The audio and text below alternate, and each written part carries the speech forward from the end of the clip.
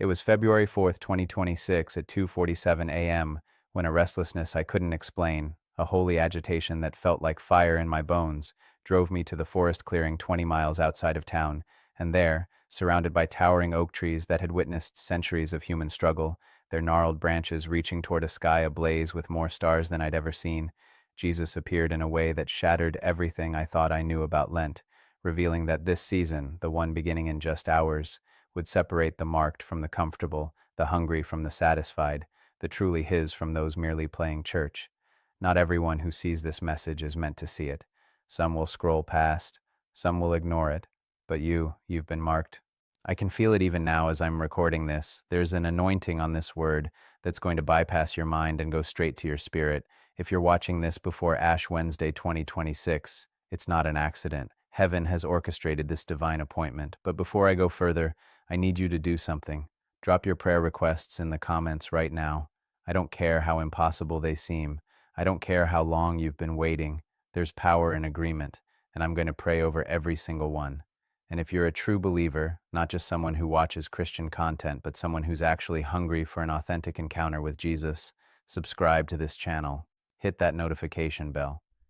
Because what I'm about to share over these next few nights is going to challenge everything the modern church has taught you about Lent, about fasting, about what it really means to be set apart. For those who don't know me, my name is Jonathan Roumie. I'm 51 years old, single, and I've had the profound honor of portraying Jesus in The Chosen. But let me be crystal clear about something. I am not Jesus.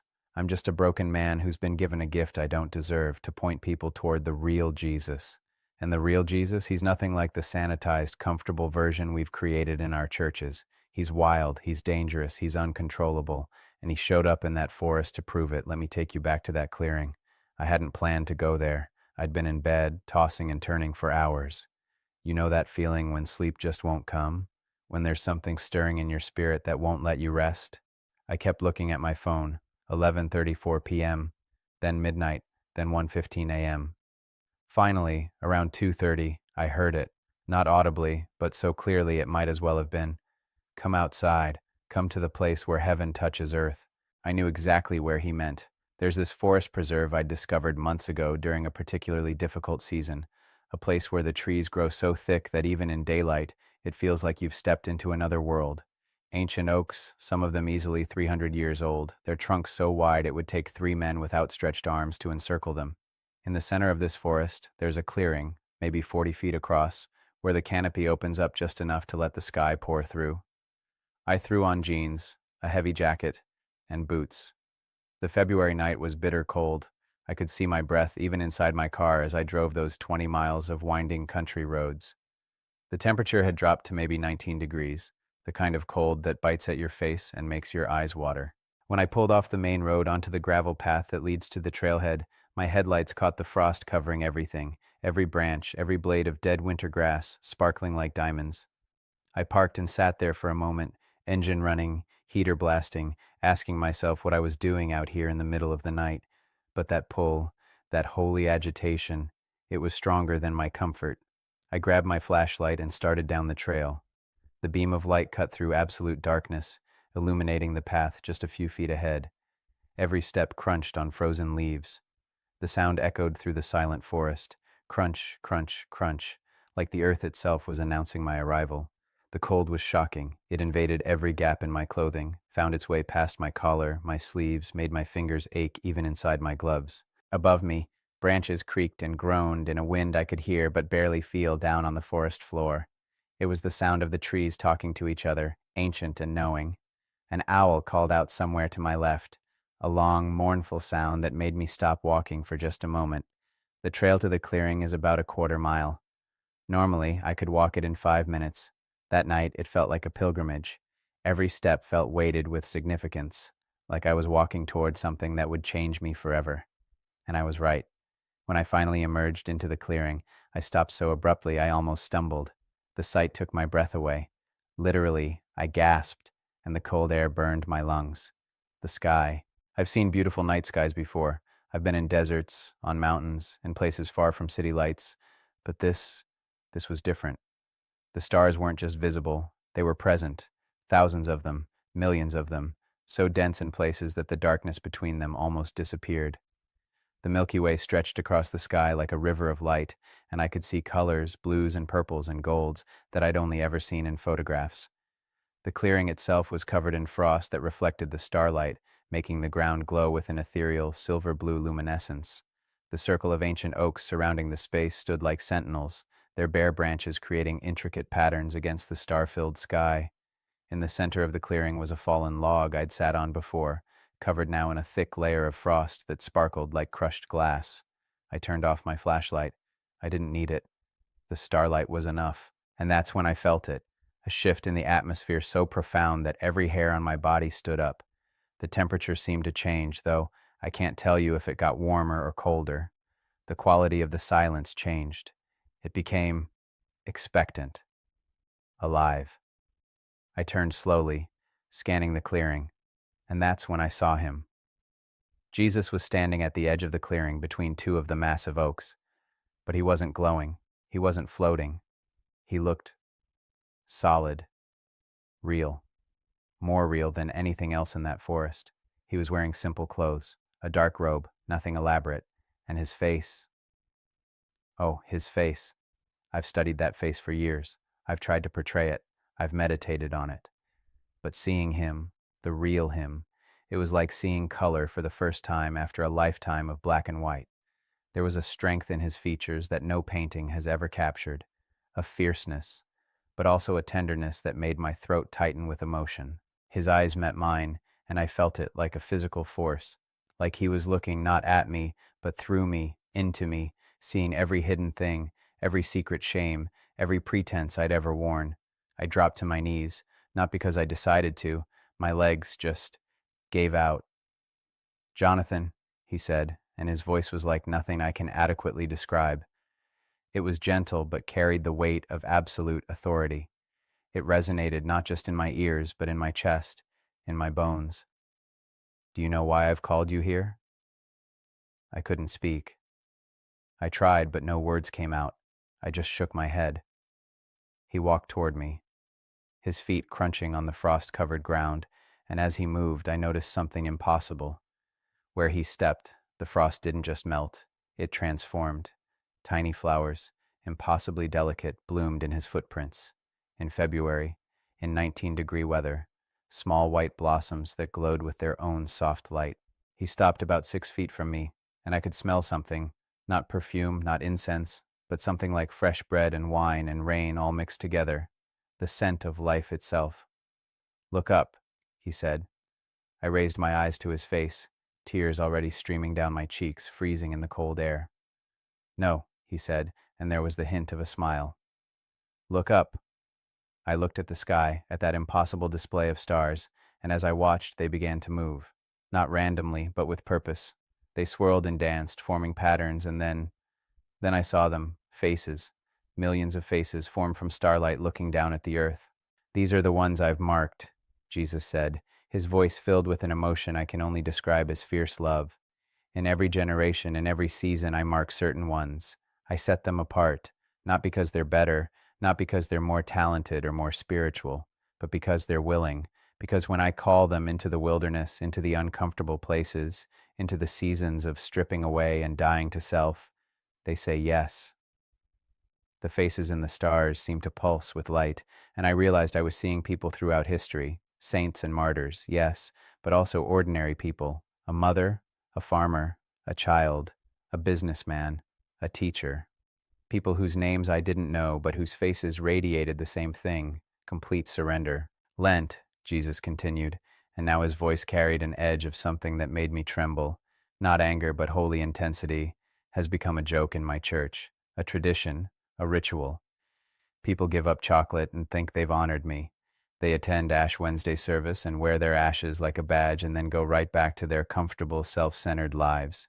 He moved closer, and the temperature around me seemed to rise. I could feel heat radiating from him, pushing back the February cold. "But this Lent, this season, I'm calling out the marked ones. I'm separating the hungry from the satisfied. And Jonathan, I've marked you to carry this message." "Lord, my voice cracked. "I'm not worthy. I'm not—" "Stop." The word wasn't loud, but it silenced me instantly. Do you think any of them were worthy? He gestured to the sky, to the faces made of stars. Do you think Moses was worthy when I called him from the burning bush? Do you think Peter was worthy when I called him from his boat?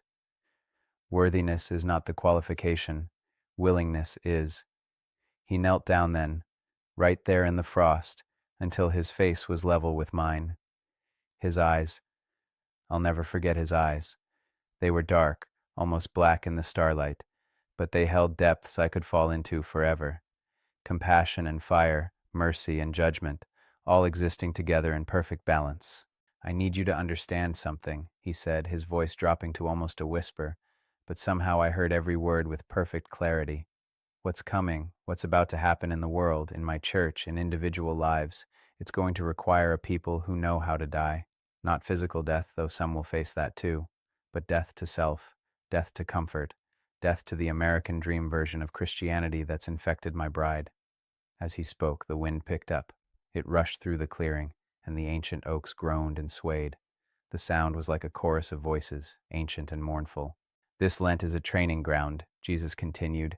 I'm going to take the marked ones, the ones who see this message and feel that stirring in their spirit, that holy agitation that won't let them rest, and I'm going to strip them down, strip away the false identities, strip away the religious performances, strip away everything they've been using as a substitute for genuine intimacy with me.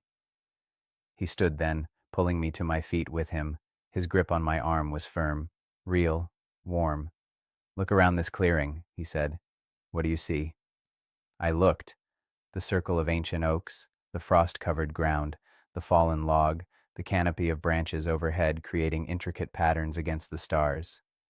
I see trees, Lord, old trees, the clearing. It's beautiful. These trees, he said, walking toward the nearest oak and placing his hand on its massive trunk, have survived hundreds of winters, storms that would have destroyed younger trees, droughts, floods, lightning strikes.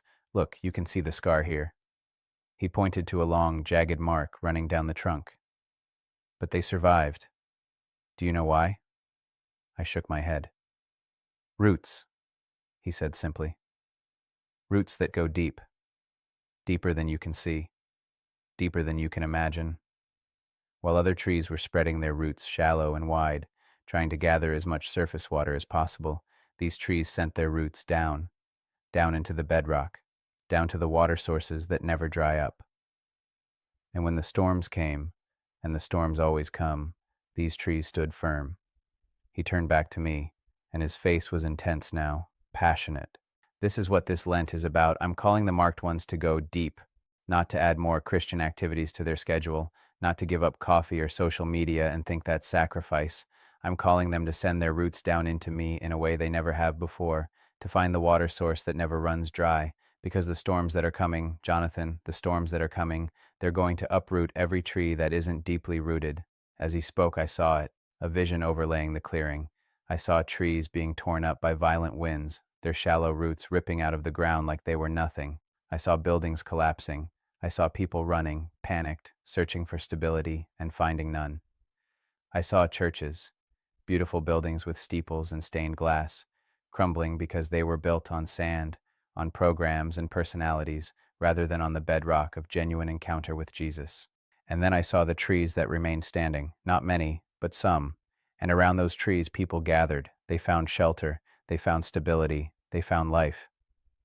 The marked ones, Jesus said, and his voice was thick with emotion now, are going to be those trees. But only if they're willing to let me take them through this season of going deep.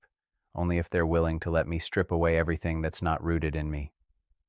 I was weeping now, not from sadness, but from the weight of what he was showing me, the responsibility, the urgency. Lord, I managed to say, what do you want me to tell them, the people who are going to see this message? He smiled then, a smile of such beauty and ferocity that it took my breath away. Tell them that if they're watching this before Ash Wednesday, it's not an accident. Tell them that the restlessness they've been feeling, the dissatisfaction with their spiritual life, the hunger for something more, that's me. I've been stirring them. I've been marking them. And this Lent is their invitation into something they've never experienced before. The wind picked up again, stronger now, and the temperature dropped suddenly. I shivered, And Jesus noticed. "You're cold," he said. "I'm okay, Lord. I don't want you to leave. I don't want this to end." "It's not ending," he said. "It's beginning. Come back tomorrow night. Same time, same place. There's more I need to show you. More you need to understand about what I'm doing in this season." "Tomorrow night?" I repeated. "You'll be here?" "I'm always here, Jonathan. In the wilderness places, in the uncomfortable places, in the places where people have to leave their comfort and their control behind to find me. That's where I do my deepest work." He started to walk back toward the edge of the clearing, toward the space between the two oaks where he'd first appeared. "Wait," I called out. "Lord, wait. How will I know what to say? How will I—" He turned back, and his face was radiant now, glowing with a light that had nothing to do with the stars. "Just tell them what you see, tell them what you hear, and tell them this. The marked ones will know. When they hear this message, something in their spirit will leap. Something will say, 'Yes,' and that's how they'll know they're meant for this. That's how they'll know heaven has set them apart for a supernatural Lent." And then he was gone, not gradually, just gone, like he'd never been there, except he had been. The flowers in his footprints remained, glowing softly in the starlight. The warmth where he'd stood lingered in the air, and in my spirit, something had fundamentally shifted. I stood there for a long time. I don't know how long. Could have been 5 minutes, could have been an hour. Time felt strange, elastic. Eventually, the cold became too much to ignore, and I made my way back down the trail to my car. But I knew, I'd be back the next night, and I knew that everything was about to change. If you're still watching this, if you've made it this far, then you're one of them. You're one of the marked ones. I can feel it. There's an anointing on this word that's separating the casual viewers from those who are truly hungry. Tomorrow night, I'm going back to that clearing, and I'm going to share what Jesus shows me next, because this is just the beginning. This is just the first layer of what he wants to reveal about this supernatural Lent. Drop a comment right now if you felt something shift in your spirit while watching this, if you felt that holy agitation, that stirring, that sense of, this is for me. I need to know who's on this journey with me. And I'll see you tomorrow night. Same place, same encounter, deeper revelation. I barely slept that day. How could I? Every time I closed my eyes, I saw his face. Those eyes that looked straight through me, the flowers blooming in frost where he'd walked, the faces made of starlight, millions of marked ones throughout history, and somehow, impossibly, I was being called to speak to the ones in this generation. I spent the day in a fog, going through the motions. I tried to pray, but words felt inadequate. I tried to read scripture, but I kept getting pulled back to that clearing, to what he'd said, to the promise that there was more to come. By the time evening arrived, that holy agitation was back, stronger than before. It felt like electricity running through my veins. I couldn't sit still, couldn't focus. At 2:30 a.m., almost exactly 24 hours after the first encounter, I was already in my car, driving those same winding country roads back to the forest. The night was different this time. The temperature had dropped even further, the dashboard read 12 degrees, and a thin layer of clouds had moved in, obscuring some of the stars. Not enough to block them completely, but enough to create a strange, diffused glow across the sky. The moon, 3/4 full, hung low on the horizon, casting long shadows through the bare trees. When I reached the trailhead and stepped out of my car, the cold hit me like a physical blow. It wasn't just cold, it was the kind of bitter, penetrating cold that makes you question your sanity for being outside. My breath came out in thick clouds. The moisture in my nose froze instantly. Even through my gloves, my fingers started to ache within seconds. But I walked. Down that same trail, flashlight beam cutting through the darkness, boots crunching on frozen leaves and frost. The owl was there again, or maybe a different owl, calling out its lonely song. The wind was stronger tonight, rushing through the upper branches with a sound like distant voices, like the trees themselves were whispering secrets to each other. When I emerged into the clearing, I stopped and just stood there for a moment, taking it in. The frost was thicker tonight, almost like a thin layer of snow covering everything. The fallen log in the center looked like it had been carved from ice. The circle of ancient oaks seemed even more imposing in the moonlight, their massive trunks like pillars holding up the sky.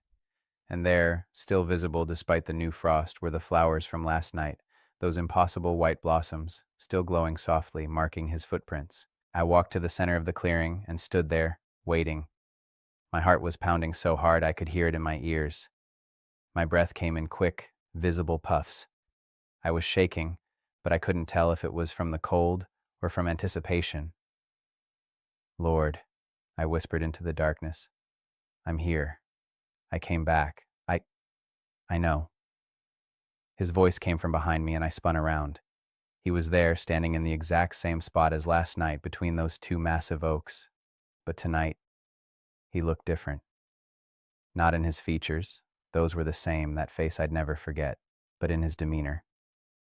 There was a weight to his presence tonight, a gravity that made the air feel thick.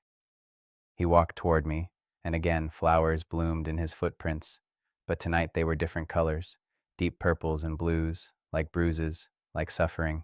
You came back, he said, and there was approval in his voice, but also something else. Sadness. No, not quite. It was more like compassion mixed with determination, the look a surgeon might have before making a necessary but painful incision. Of course I came back, Lord, I said. You told me to, and I need to know more. I need to understand what you're doing. He nodded slowly, his eyes never leaving mine. What I'm doing, he said, is what I've always done. I'm separating, dividing, refining. The marked ones, the ones who are watching this message, who felt that stirring in their spirit. They need to understand what they're saying yes to. He gestured to the fallen log. Sit. I sat, the cold from the frost-covered wood seeping through my jeans immediately. Jesus remained standing, and he began to pace slowly around the clearing, his hands clasped behind his back, his breath visible in the frigid air. Last night I showed you the marked ones, he said. Tonight I need to show you the stripping, because you cannot go deep, you cannot send your roots down into bedrock while you're still clinging to the shallow soil of comfort and control. He stopped pacing and turned to face me directly. Do you know what Lent really is, Jonathan? Not the sanitized, Christianized version, not the give up chocolate for 40 days version. Do you know what it was meant to be? I opened my mouth to answer, but he continued before I could speak. It's a death march, he said, and his voice was fierce now, passionate. It's a 40-day journey into the wilderness where everything that's not me gets stripped away. It's not meant to be comfortable. It's not meant to be easy. It's meant to kill everything in you that's competing with me for supremacy. As he spoke, the wind picked up dramatically. It roared through the clearing, shaking the ancient oaks, sending a cascade of ice crystals falling from the branches like frozen rain.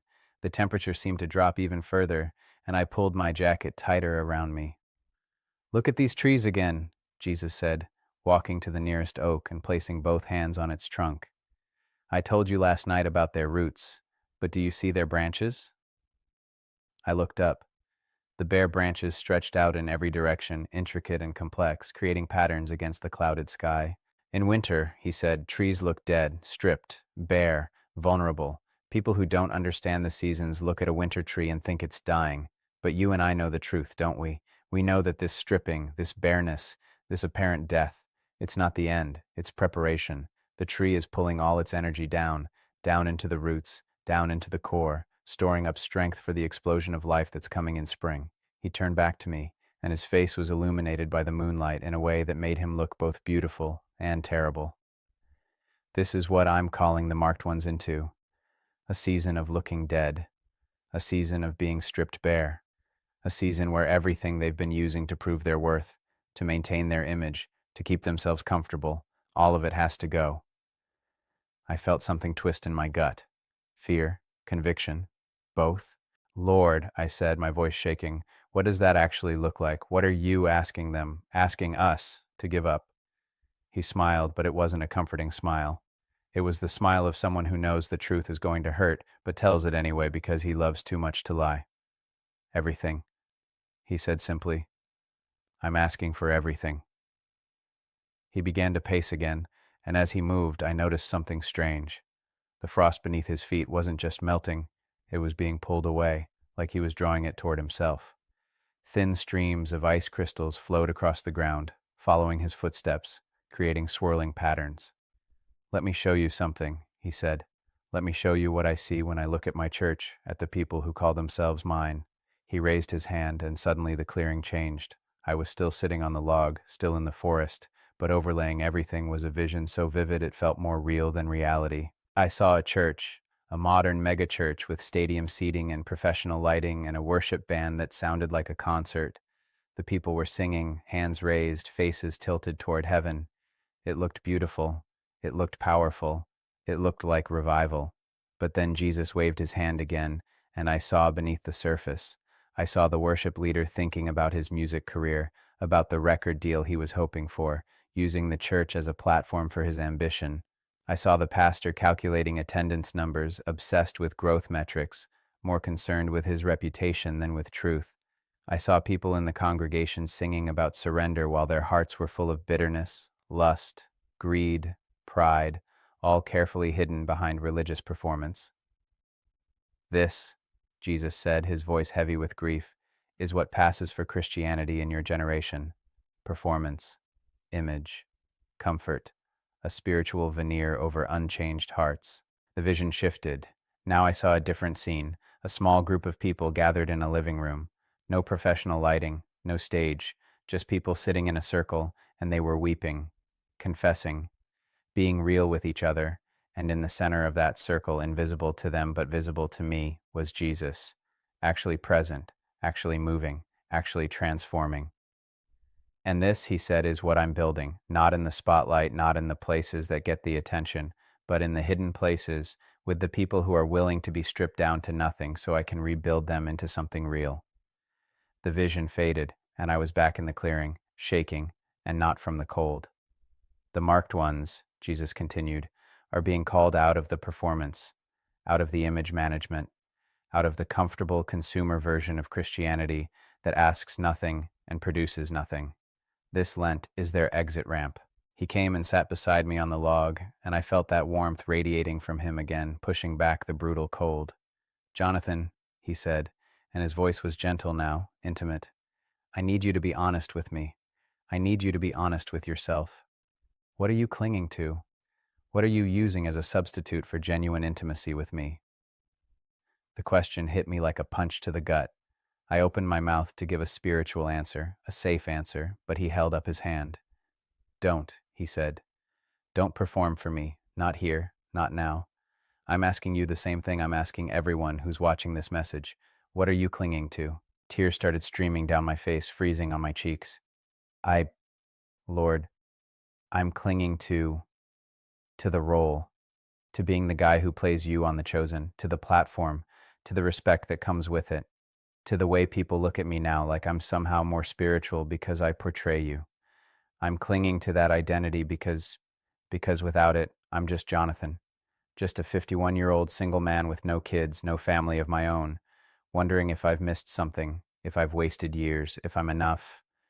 My voice broke and I couldn't continue. The words had come pouring out, and now I felt naked, exposed, vulnerable in a way that terrified me. Jesus put his hand on my shoulder, and the warmth of his touch went deeper than physical warmth. It reached into places in my soul I'd kept locked and hidden. "There it is," he said softly. "There's the truth. And Jonathan, this is what I need from the marked ones. This level of honesty, this willingness to admit what they're really clinging to. Because I can't strip away what they won't acknowledge." He stood and pulled me to my feet with him. "Come, walk with me." We walked around the perimeter of the clearing, our footsteps crunching in the frost. His flowers bloomed where he stepped, those deep purple and blue blossoms that looked like beautiful bruises. My footprints just left crushed frost and dead leaves. "I'm going to tell you what this supernatural Lent is going to require," he said, "and I need you to share this with everyone who's watching. Not to scare them, but to prepare them. Because the ones who go into this season with their eyes open, who count the cost and say yes anyway, those are the ones who will emerge transformed." We stopped at the edge of the clearing, and he pointed up at one of the ancient oaks. "See that branch there, the dead one?" I looked. About 20 feet up, there was a large branch that was clearly dead. No bark, bleached white by years of sun and weather, hanging at an odd angle. "That branch is still attached to the tree," Jesus said. "But it's dead. It's not receiving life from the trunk anymore. It's just there, taking up space. And eventually, in a storm, it's going to break off. But until then, it's a liability. It could fall and hurt someone. It could damage the healthy branches around it. It needs to be removed." He turned to me, his eyes intense. Every person watching this message has dead branches, parts of their life that look like they're still connected, still part of who they are, but they're not receiving life from me anymore. Old habits, toxic relationships, religious activities they're doing out of obligation rather than love, ambitions that used to be from me but have become about them, identities they've built that have nothing to do with who I created them to be. The wind howled through the clearing again, and I heard a sharp crack. We both looked up in time to see a dead branch, not the one he'd pointed to, but another one, break free from a tree across the clearing. It fell, tumbling through the air, and crashed to the ground with a sound like thunder, sending up a spray of frost and ice. "This Lent," Jesus said, his voice rising above the wind, "I'm going to break off the dead branches. For the marked ones who say yes, who enter into this season with genuine surrender, I'm going to remove everything that's not producing life. And it's going to hurt, it's going to feel like loss, it's going to look like death, but it's actually mercy. It's actually love, because I refuse to let my people carry dead weight into the season that's coming." We walked back toward the center of the clearing, and Jesus stopped at the fallen log again. He knelt down and brushed away some of the frost, revealing the wood beneath. It was dark, weathered, partially rotted in places. "This tree fell years ago," he said, "maybe decades ago, and now it's returning to the earth, decomposing, becoming soil that will feed the living trees. Even in death, even in decay, it's serving a purpose." He looked up at me, still kneeling. "This is what I'm asking the marked ones to do, to let the old versions of themselves die, to let the false identities decompose, to let everything they've been clinging to return to the dust so that something new, something real, can grow." I knelt beside him, my knees sinking into the frost-covered ground, the cold seeping through my jeans. "Lord, how? How do we do this? How do we let go of things we've been holding on to for years, maybe our whole lives?" He reached out and took both my hands in his. His hands were warm, calloused, strong, the hands of a carpenter, of a man who knew physical labor. "You don't do it alone," he said. "You do it with me. Every single day of this Lent, you wake up and you say, 'Jesus, show me what needs to die today. Show me what I'm clinging to that's not you, and give me the courage to let it go.' And then you listen, and then you obey, day by day, death by death, until you're stripped down to nothing but me." He squeezed my hands, and I felt power flow through that touch, not just physical warmth, but spiritual strength, courage I didn't have on my own. "I'm going to show you something else," he said, "something the marked ones need to see." He released my hands and stood, pulling me up with him. Then he raised both hands toward the sky, and the clouds that had been obscuring the stars began to part. Not naturally, not gradually, but like a curtain being pulled back by invisible hands. The stars emerged, brilliant and clear, and once again I saw the faces, millions of them formed from starlight looking down at the earth. But this time, I could see more detail. I could see their expressions, and what I saw made my breath catch in my throat. They were joyful, radiant, free, but they also bore marks, scars, wounds, signs of suffering. These weren't people who had lived easy lives. These were people who had been through fire and come out refined. "These are the ones who said yes," Jesus said, his voice full of emotion. "In their generation, in their season, when I called them into the wilderness, into the stripping, into the death of everything they'd been clinging to, they said yes. And look at them now. Look at the glory. Look at the freedom. Look at the joy." As I watched, one of the faces seemed to come into sharper focus. It was a woman, maybe in her 60s, with deep lines around her eyes and a smile that radiated peace. And somehow I knew her story. I don't know how. Maybe Jesus was showing me, maybe it was just given to me. But I knew. She'd been a missionary, had given up everything, career, comfort, security, to serve in a remote village, had buried her husband there after he died of a disease they couldn't treat, had stayed anyway, had poured out her life for people who would never make headlines, never be famous, never be recognized by the church back home, had died there, alone by the world's standards, and had been buried in that foreign soil. But the joy on her face, the radiance, the absolute absence of regret. "She understood," Jesus said softly. She understood that everything she gave up was nothing compared to what she gained. She understood that the stripping, the dying, the letting go, it wasn't punishment. It was preparation for glory. The vision faded, and the clouds began to close again, obscuring the stars.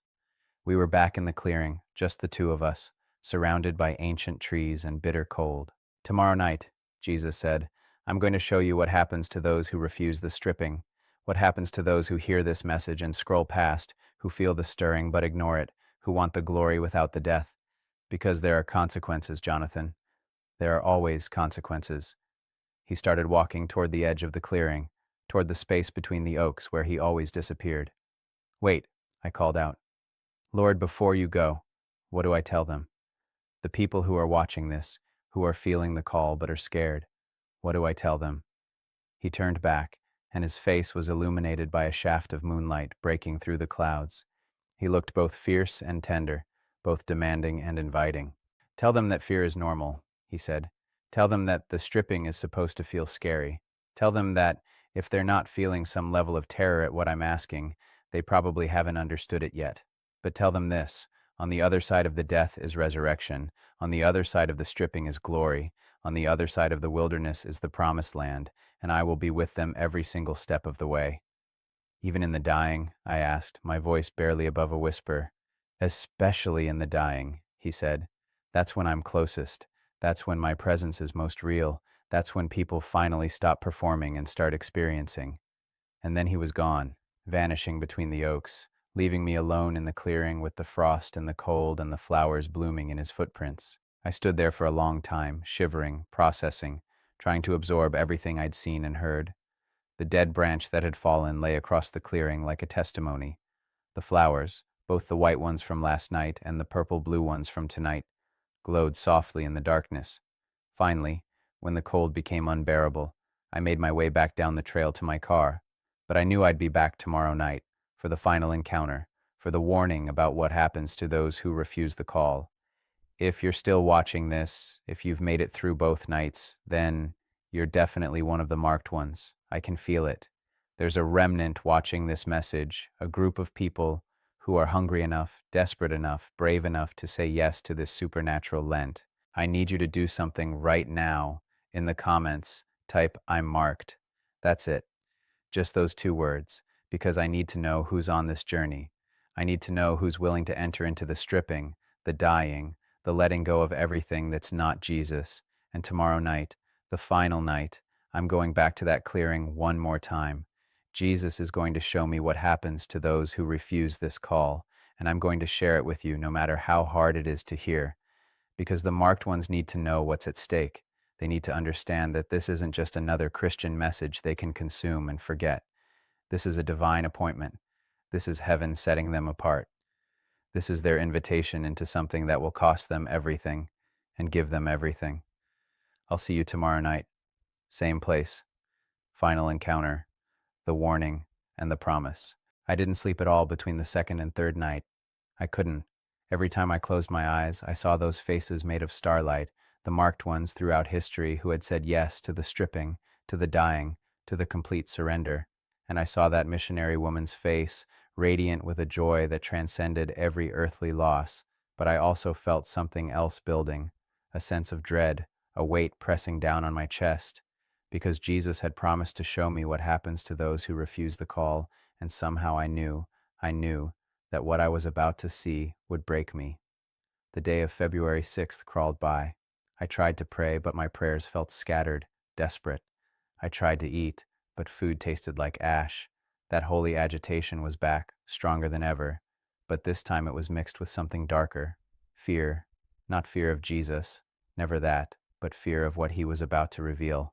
By 2 a.m., I couldn't wait any longer. I grabbed my jacket, my boots, my flashlight, and headed out into the night. The weather had changed dramatically. The temperature had risen to the mid-30s, practically balmy compared to the previous nights, but a storm was rolling in. I could feel it in the air, that electric tension that comes before something breaks. The wind was fierce, gusting hard enough to rock my car as I drove those winding country roads. Clouds raced across the sky, occasionally revealing glimpses of the moon before swallowing it again. When I reached the trailhead, I sat in my car for a moment, watching the trees bend and sway in the wind. The sound was incredible, like the forest itself was groaning, crying out. Branches creaked and snapped. Leaves that had somehow survived the winter were torn free and sent tumbling through the darkness. I stepped out of the car, and the wind hit me like a living thing.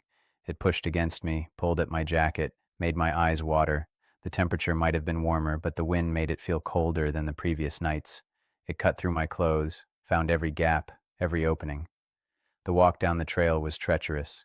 The wind made my flashlight beam dance wildly, and several times I had to grab onto trees to keep my balance as particularly strong gusts tried to knock me off my feet.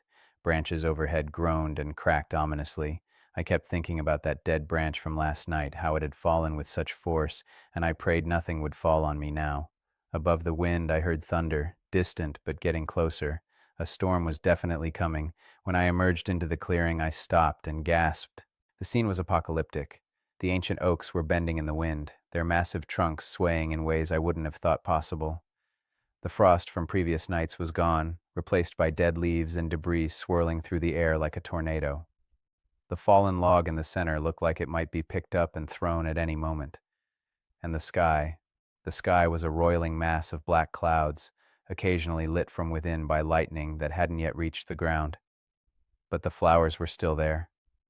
Both sets, the white ones from the first night and the purple-blue ones from the second, glowing even brighter now against the chaos, marking his footprints, untouched by the wind.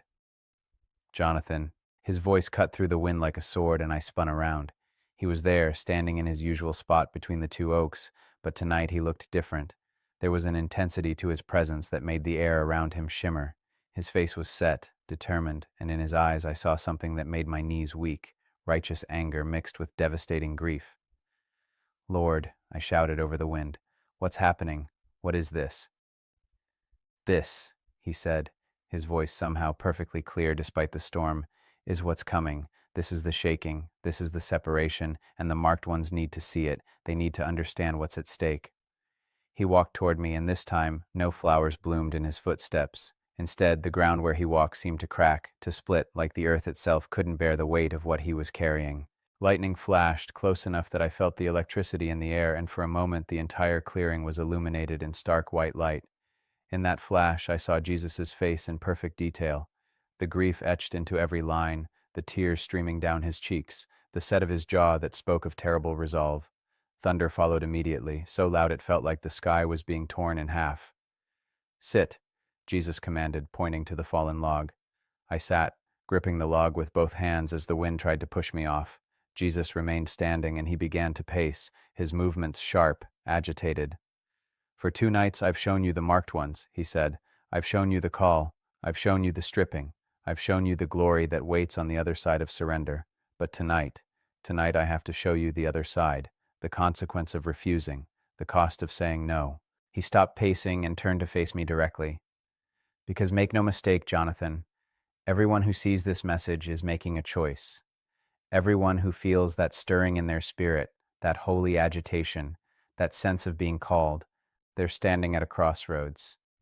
And what they choose in this moment will determine the trajectory of their entire life." Another flash of lightning, another crash of thunder. The storm was almost here. "Do you know what breaks my heart more than anything?" Jesus asked, his voice thick with emotion. "It's not the people who openly reject me. It's not the atheists or the mockers or the ones who shake their fist at heaven. It's the ones who call me Lord, but refuse to let me be Lord. It's the ones who want the benefits of knowing me without the cost of following me. It's the ones who hear my voice calling them deeper and they say, 'Not now, not yet, maybe later.'" He raised his hand, and suddenly the clearing changed. Like the previous nights, a vision overlaid reality, but this one was darker, more disturbing. I saw a man, maybe 40 years old, successful-looking, well-dressed. He was sitting in a church service, and I could see into his heart, into his thoughts. He was hearing a message about surrender, about going deeper with God, about letting go of control. And I felt what he felt, that stirring, that conviction, that sense of being called. The Holy Spirit was moving in him, inviting him into something more. But then I watched as he made a choice. He pushed the feeling down. He rationalized it away. "I'm already doing enough," he told himself. "I go to church. I tithe. I'm a good person. God doesn't really expect me to give up everything. That's for missionaries and pastors, not for regular people like me. And I watched as something in him died, not dramatically, not obviously, but like a light slowly dimming, like a door quietly closing. Something in his spirit shut down. The vision fast forwarded. I saw the same man 5 years later, still going to church, still looking successful, but there was a hollowness in his eyes, a spiritual deadness. He was going through the motions, singing the songs, raising his hands, but there was no life in it, no power, no genuine connection. He'd become a religious performer, and he didn't even realize it. Then 10 years later, the hollowness had spread. His marriage was falling apart. His kids wanted nothing to do with church. He was addicted to pornography, to work, to anything that could fill the void where intimacy with Jesus should have been. And the worst part, he still thought he was fine. He still thought he was a good Christian. He'd convinced himself that the mediocre, powerless version of faith he was living was normal. This, Jesus said, his voice breaking, is what happens when people refuse the call. They don't fall away dramatically. They don't become atheists. They become something worse. They become religious corpses, walking dead, going through the motions of Christianity while their spirit slowly starves to death. The vision shifted. Now I saw a woman, younger, maybe late 20s. She was watching something on her phone, and I realized with a jolt that she was watching this very message, the first night's message, and I felt what she felt, that leap in her spirit, that recognition, that sense of, this is for me. But then I watched her scroll past. I'll watch the rest later, she told herself. I'm tired right now. I'll come back to it. But she didn't come back to it. Life got busy. Other things demanded her attention. And that moment, that divine appointment, that invitation from heaven, it passed. She missed it. And I watched as opportunities began to close for her, not as punishment, but as natural consequence. She'd been positioned for something, a ministry, a calling, a specific assignment that only she could fulfill. But because she'd said no to the preparation, she couldn't step into the assignment. Someone else had to be raised up. Someone else who had said yes. I saw her years later, still serving God, still involved in church, but always with this nagging sense that she'd missed something, that there was supposed to be more, that somewhere along the way she'd taken a wrong turn, and she'd turned away from the call to go deep, and everything else had flowed from that one choice. Do you see? Jesus asked, and his face was wet with tears now, his voice raw with grief. Do you see what's at stake? This isn't about earning my love. This isn't about performance or works. This is about destiny. This is about purpose. This is about becoming who I created them to be versus settling for a cheap imitation. The wind reached a fever pitch, and rain began to fall, not gradually but all at once, like someone had overturned a bucket in the sky. Within seconds I was soaked. The rain was cold, driven sideways by the wind, stinging my face like needles. But Jesus stood there untouched by the rain. It fell around him, but not on him, like there was an invisible barrier protecting him. Stand up, he said. Come here. I stood, struggling against the wind, and walked toward him. When I got close enough, I stepped into that invisible barrier, and suddenly the rain stopped hitting me. I was standing in a circle of calm while chaos raged all around us. This is what I offer the marked ones, Jesus said. Not exemption from the storm, not a life without difficulty, but my presence in the middle of it, my peace when everything else is falling apart, my strength when they have none of their own. He placed his hand on my chest, right over my heart, and I felt heat radiating from his palm. But they have to choose it, he said. They have to say yes, because I will never force myself on anyone. I will call, I will invite, I will pursue, but I will not override their will. And if they say no, if they choose comfort over calling, if they choose the shallow soil over the deep roots, I will let them, and it will break my heart, but I will let them. Lightning struck one of the ancient oaks at the edge of the clearing. The sound was deafening, and the tree exploded in a shower of sparks and splinters. A massive branch, easily 1,000 pounds, came crashing down, hitting the ground with such force that I felt the impact through my feet. I jumped, terrified, but Jesus didn't even flinch. That tree has stood for 300 years, he said, looking at the damaged oak. It survived countless storms, but it had a weakness, a hollow place in the trunk where rot had set in, and when the lightning struck, it found that weakness and exploited it. He turned back to me, his eyes intense. This is what happens to people who refuse to let me deal with the rot in their lives, who refuse the stripping, the pruning, the deep work. They might look strong on the outside, They might have stood for years, but when the real storm comes, and it's coming, Jonathan, it's coming, the hidden weaknesses will be exposed, and what could have been dealt with in the safety of this season will destroy them when the pressure hits. Another vision overlaid the clearing. This time I saw a church, a large, beautiful building with a tall steeple. It looked solid, impressive, established. But then I saw beneath the surface. The foundation was cracked. The structure was compromised. It had been built on programs and personality and performance rather than on genuine encounter with Jesus. And then I saw the storm hit, not a literal storm, but a spiritual one. Persecution, cultural pressure, economic collapse. I don't know exactly what it was, but it was coming and it was fierce. And I watched that beautiful church building collapse, not because God was judging it, but because it had no foundation to withstand the pressure. The people scattered, confused, disillusioned, their faith shattered because it had never been rooted in anything real. But then I saw other churches, smaller, less impressive, often meeting in homes or storefronts. And when the same storm hit them, they stood firm, because they'd been built on the bedrock of genuine intimacy with Jesus. They'd gone through the stripping, they'd done the deep work, and when the pressure came, they had roots that held.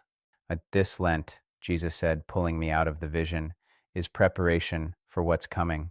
The marked ones, the ones who say yes, who enter into the 40 days of dying to self, who let me strip away everything that's not rooted in me, they're going to be the ones who stand. They're going to be the trees that survive the storm.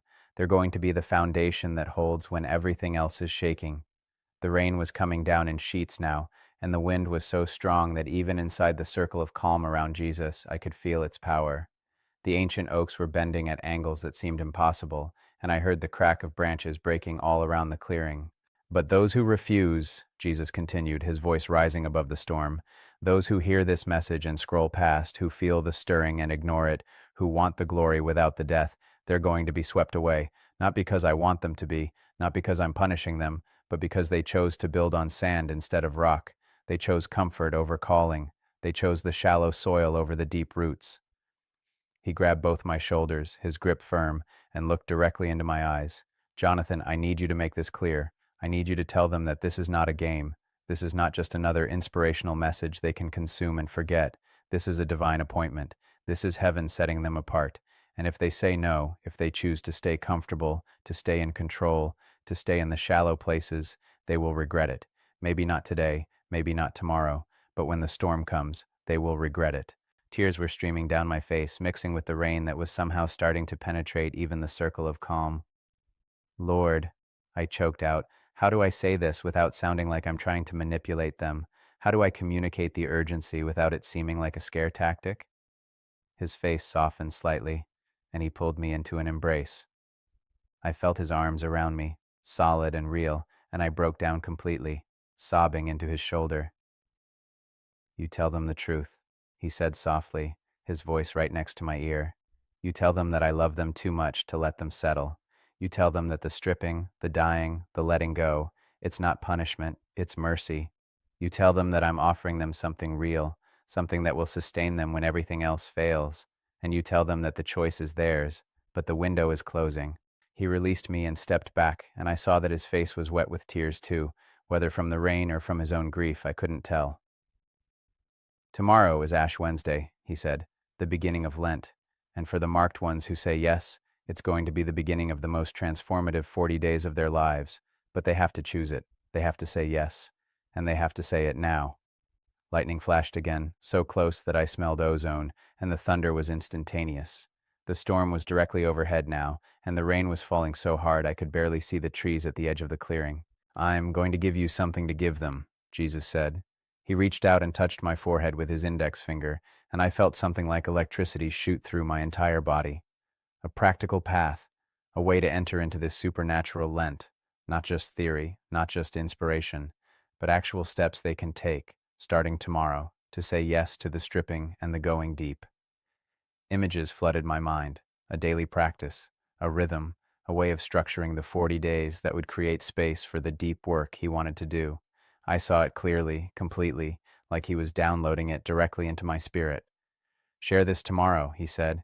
In the final message, give them the practical path, but also give them the warning. Give them both the promise and the consequence, because they need to know what they're choosing between. The wind reached a crescendo and I heard a massive crack. One of the ancient oaks, not the one that had been struck by lightning, but another one, was splitting. The trunk was literally tearing in half, and the top portion was falling, crashing down into the clearing with a sound like the end of the world. I screamed and dove to the side, but Jesus caught me, held me steady. The tree crashed down exactly where I'd been standing moments before, missing us by inches. "Do you see?" Jesus shouted over the chaos. "Do you see what happens to trees that look strong but have hidden rot? Do you see why the stripping is necessary? Why the pruning can't wait?" I nodded, unable to speak, shaking from adrenaline and cold and the sheer intensity of everything I was experiencing. "One more thing," Jesus said, and his voice dropped to a whisper that somehow I heard perfectly despite the storm. "Tell them that I will be with them every single day of this Lent, every moment of the stripping, every second of the dying. I will never leave them. I will never abandon them. And on the other side, on Easter morning, they will emerge as something new, something real, something that can withstand any storm." He started to walk away, toward the edge of the clearing, but then he turned back one more time.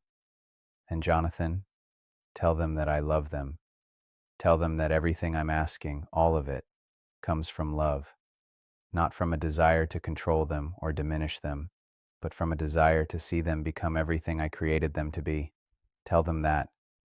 "I will, Lord," I said. "I promise." He smiled, a smile of such beauty and sadness and hope all mixed together, and then he was gone. The moment he disappeared, the circle of calm vanished. The rain hit me with full force, and the wind nearly knocked me off my feet. I was alone in the clearing with the storm raging around me, with fallen trees and broken branches everywhere, with the flowers in his footprints still glowing softly despite the chaos. I ran down the trail, slipping and sliding in the mud, branches whipping at my face, rain blinding me. I made it to my car and sat there, soaking wet, shaking, trying to process everything I'd seen and heard. The storm raged for another hour. I sat in my car and watched lightning strike the forest again and again, watched the trees bend and sway, watched nature itself seem to respond to the weight of what had just been revealed. And I knew, that tomorrow I had to deliver the final message, the practical path, the warning and the promise, the invitation for the marked ones to step into their supernatural Lent. If you're watching this, if you've made it through all 3 nights, then you are absolutely one of the marked ones. There's no question. The fact that you're still here, still listening, still feeling that stirring in your spirit, that's confirmation. Tomorrow, the final message. I'm going to give you the practical path, the actual steps to take, starting on Ash Wednesday, to enter into this 40-day journey of going deep. But I'm also going to give you the warning one more time, because you need to understand what you're choosing between. Right now, in the comments, I need you to type, "I choose the deep," not because it's a magic formula, but because I need to know who's saying yes. I need to know who's willing to let Jesus strip away everything that's not rooted in him. I need to know who's ready for a supernatural Lent. Tomorrow night, same time, I'll post the final message, the practical path, the 40-day journey, the way forward for the marked ones. Don't miss it. Your destiny depends on it. I'm recording this on the afternoon of Ash Wednesday, February 7th, 2026, and I can still feel the weight of last night's encounter pressing down on my chest like a physical thing. I didn't go back to the clearing last night. After 3 consecutive nights of supernatural encounters, after seeing what I saw, hearing what I heard, experiencing what I experienced, Jesus told me the revelation was complete. What remained was the application, the practical path, the way forward for those who've been marked. This morning I drove back to that forest in daylight. I had to see it again. I had to confirm that what happened was real, that I hadn't imagined it, that the storm and the fallen trees and the flowers blooming in impossible places were actually there, and they were. The clearing looked like a war zone. 2 of the ancient oaks had sustained major damage, one split nearly in half, the other with massive branches torn away. Debris was scattered everywhere. The ground was torn up, muddy, littered with broken limbs and shredded bark. The fallen log where I'd sat was partially buried under a branch that must have weighed 500 pounds. But the flowers were still there. 3 sets of them now. White from the first night, purple-blue from the second, and from last night, deep red ones, the color of blood, marking his footprints through the chaos. They were still glowing softly even in the daylight, still impossibly alive despite the destruction all around them. I stood there in that clearing for over an hour, just taking it in, remembering, processing, preparing for what I'm about to share with you now. Because this is it. This is the practical path. This is how the marked ones enter into their supernatural Lent. And I need you to understand something before I go any further. What I'm about to share is not my wisdom. It's not something I came up with. This is what Jesus downloaded into my spirit last night when he touched my forehead. This is his path, his design, his invitation, and it's going to cost you everything, but it's going to give you everything too. Let me start with the foundation, the core principle that everything else builds on. Jesus said it to me clearly last night. This Lent is about going deep, not doing more. Do you hear that? Not doing more, going deep. The modern church has conditioned us to think that spiritual growth means adding more activities to our schedule, more Bible studies, more prayer meetings, more conferences, more, until we're exhausted, burned out, running on empty, while maintaining the appearance of spiritual vitality. But that's not what Jesus is calling the marked ones into. He's calling you into subtraction, not addition, stripping away, not piling on, going deep into intimacy with him rather than spreading yourself thin across a dozen religious activities. So here's the practical path. Here's the 30-minute daily practice that will transform your Lent from a religious obligation into a supernatural encounter. The daily practice. The hour of stripping weight. I said 30 minutes, and now I'm calling it the hour of stripping. Let me explain. Jesus is asking for 30 minutes of focused, intentional time with him every single day of Lent. But he's also asking for the other 30 minutes to be lived out in obedience throughout the rest of your day. 30 minutes with him, 30 minutes of responding to what he shows you. That's the hour. Here's how it breaks down. Minutes 1 to 10. The silence. You start by sitting in complete silence before Jesus, not praying, not reading, not listening to worship music, just silence. You and him. This is going to be harder than you think. Your mind is going to race. You're going to think of 1,000 things you need to do. You're going to feel anxious, uncomfortable, maybe even panicked. That's normal. That's your flesh resisting the deep work. But you push through. You sit in the silence, and you wait for him to speak. Not audibly, though he might. Not in a vision, though he might. But in that still, small voice that you'll recognize when you hear it. The voice that cuts through all the noise and speaks directly to your spirit. And here's what he's going to do in that silence. He's going to show you what needs to be stripped away that day. It might be a habit, it might be a relationship, it might be an attitude, it might be a false identity you've been clinging to, it might be a fear, it might be a comfort you've been using as a substitute for him. Whatever it is, he's going to bring it to the surface, and your job is to listen, to receive, to acknowledge what he's showing you without defending yourself, without making excuses, without spiritualizing it away. Minutes 11 to 20, the confession. Once he's shown you what needs to be stripped away, you confess it, out loud, specifically, honestly. Not, Lord, forgive me for my sins.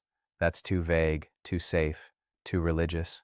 But Jesus, I've been using my work as an identity because I'm terrified that without my career success, I'm worthless. I've been finding my value in what I do instead of in who you say I am. And I confess that as idolatry. I confess that as me playing God in my own life. Or Jesus, I've been holding on to this bitterness toward my father for 20 years. I've been nursing it, feeding it, using it as an excuse for my own dysfunction. And I confess that I've loved my right to be angry more than I've loved you. I confess that I've chosen the poison of unforgiveness over the freedom you're offering. Do you see the difference? Specific, honest, vulnerable. No religious language to hide behind. No performance. Just raw truth. And here's what's going to happen. When you confess with that level of honesty, something breaks in the spiritual realm. Chains fall off. Doors that have been locked for years suddenly swing open. The stripping actually begins. Minutes 21 to 30, the surrender. This is where you give Jesus permission to remove what he's shown you, where you actively surrender control and invite him to do the deep work. And this is where it gets practical. You don't just pray a general prayer of surrender. You make a specific commitment about how you're going to cooperate with the stripping that day. If he showed you that you're using work as an identity, maybe your commitment is, today, I'm going to leave work at 5 p.m., even if there's more to do, as an act of trusting that my value doesn't come from my productivity. If he showed you bitterness toward your father, maybe your commitment is, today, I'm going to write a letter to my father, even if I never send it, releasing him from the debt I've been holding over him. If he showed you that you're addicted to your phone, to the constant stimulation and validation from social media, maybe your commitment is, Today, I'm going to leave my phone in another room for 3 hours and sit with the discomfort of not being constantly connected. Specific, actionable, measurable, not, I'll try to do better. But this is exactly what I'm going to do today to cooperate with the stripping you're doing in my life. And then you do it. That's the other 30 minutes, the lived out obedience throughout the rest of your day. The 40-day journey. Now, here's what's going to happen over the course of 40 days if you actually do this practice. Days 110, the discomfort. The first 10 days are going to be brutal. You're going to hate the silence. You're going to resist the confession. You're going to find every excuse not to follow through on your daily commitment. Your flesh is going to scream. Your mind is going to tell you this is stupid, that it's not working, that you're wasting your time. Push through. This is the stripping beginning. This is the dead branches starting to break off. It's supposed to be uncomfortable. Days 11-20, the revelation. Around day 11 or 12, something shifts. The silence becomes less uncomfortable and more expectant. You start to actually hear his voice more clearly. The things he shows you go deeper, not just surface behaviors, but root issues, wounds you didn't know you had, lies you've believed for decades, patterns that have been controlling you since childhood. This phase is intense. You're going to cry, you're going to get angry, you're going to want to quit, because he's not just pruning branches anymore, he's digging up roots, and that hurts. But this is where the real transformation begins. This is where you start to understand what he meant about going deep. Days 21-30. The dying. This is the darkest phase. Around day 21-30, you're going to feel like you're losing yourself, because you are. The old you, the false identities, the coping mechanisms, the carefully constructed image you've been presenting to the world. It's dying. And death is never pretty. You might feel depressed. You might feel lost. You might look around at your life and wonder who you even are anymore. Friends might not understand what's happening to you. Family might think you're going through a crisis. Even other Christians might tell you you're taking this too far. This is the wilderness. This is the valley of the shadow of death. And Jesus is right there with you, but you might not feel him. You might feel abandoned, alone, like you've made a terrible mistake. Don't quit. This is exactly where you're supposed to be. This is the death that comes before resurrection. This is the stripping that makes room for the glory. Days 31-40, the emergence. Around day 31, something remarkable happens. You start to feel light, free, like you've been carrying 1,000-pound weight and suddenly it's gone. The things that used to control you don't have power anymore. The fears that used to paralyze you seem small. The identities you used to cling to feel like old clothes that don't fit anymore. And you start to sense who you really are. Not who you've been pretending to be, not who others have told you you should be, but who Jesus created you to be.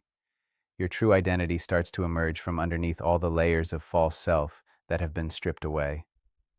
By day 40, by the time you reach Easter Sunday, you're going to be a different person, not because you tried harder or did more, but because you let Jesus strip away everything that wasn't really you, everything that wasn't him. The warning. But I have to give you the warning one more time, because Jesus was clear about this last night. If you start this journey and quit halfway through, if you make it to day 15 or 20 and decide it's too hard, too uncomfortable, too much, you're going to be worse off than if you'd never started. Because once you've seen what needs to be stripped away, once you've acknowledged the rot and the dead branches and the false identities, you can't unsee it. If you choose to go back to the comfortable, shallow version of Christianity after Jesus has shown you the deep, you're going to live with a constant sense of conviction, of knowing you said no to something you were meant to say yes to. That's what I saw in the vision last night. That man who pushed down the conviction, who rationalized away the call, he didn't become an atheist. He became something worse. He became a religious corpse, going through the motions while his spirit slowly starved. Don't let that be you. If you're going to start this journey, commit to all 40 days, not 39, not I'll see how it goes. All 40. From Ash Wednesday to Easter Sunday, no matter how hard it gets, no matter how uncomfortable, no matter what it costs. Because it's going to cost you. It's going to cost you your comfort, your control, your carefully managed image, your false securities, your religious performances, everything that's not rooted in genuine intimacy with Jesus. But what you'll gain, the promise. Let me tell you what Jesus promised last night for those who complete this journey.